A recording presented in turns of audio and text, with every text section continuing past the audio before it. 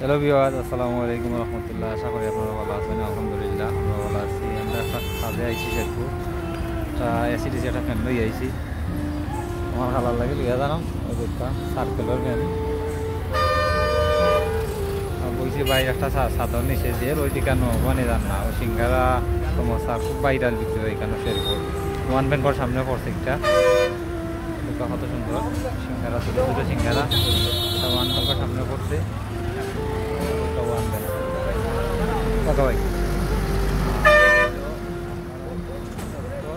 বাজার হকা বাস